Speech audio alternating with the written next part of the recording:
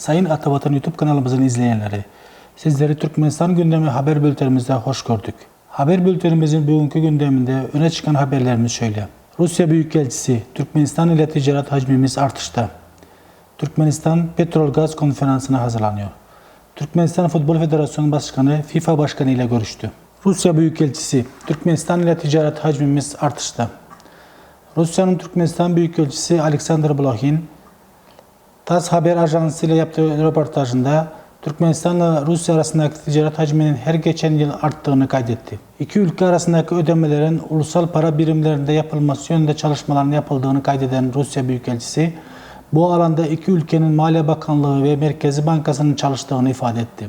Rusya Büyükelçisi, iki ülke arasındaki siyasi, ekonomik, insani, kültürel işbirliğinin geliştiğini ve bugüne kadar 100'den fazla anlaşmanın imzalandığını kaydetti. Türkmenistan ile Rusya Federasyonu arasındaki doğalgaz hariç ticaret hacmi sürekli artmaktadır.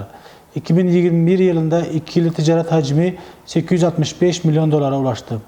Bu yılın 5 ayında ise bu rakam 278 milyon doları buldu. Bu da geçen yılın aynı dönemine göre yaklaşık %18 oranında daha fazladır.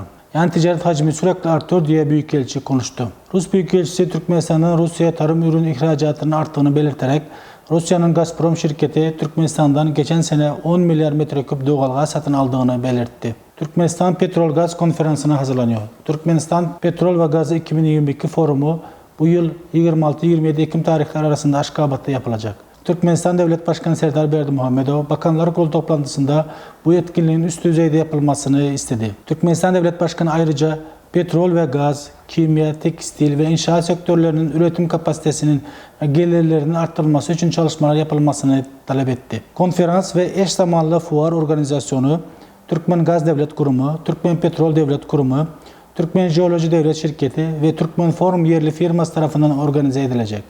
İngiliz Gaffney Klein şirketi ise bu organizasyona destek verecek. Bu prestijli organizasyon Türkmenistan devlet kurumları ile uluslararası petrol ve gaz şirketleri arasındaki uluslararası ortaklıkları geliştirmek ve güçlendirmek için her yıl düzenlenmektedir.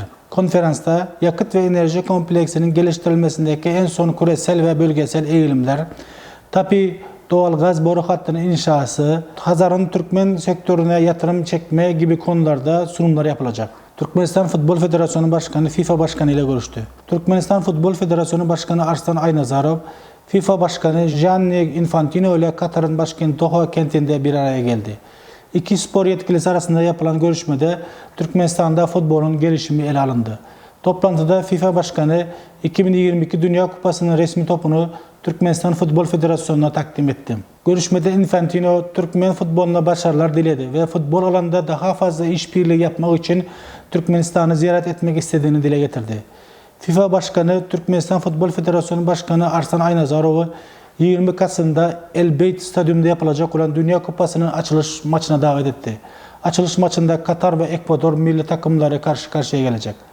Arslan Aynazarov da FIFA Başkanı'na sıcak karşılamalarından dolayı teşekkür ederek Türkmenistan Devlet Başkanı'nın çabaları sayesinde ülkedeki diğer sporlarla birlikte futbola da büyük önem verildiğini kaydetti.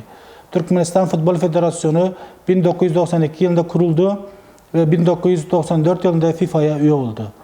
Sayın Atavatan YouTube kanalımızın seyircileri, bu ve buna benzer haberlerimizi atavatanturkmenistan.com haber sitemizden takip edebilirsiniz.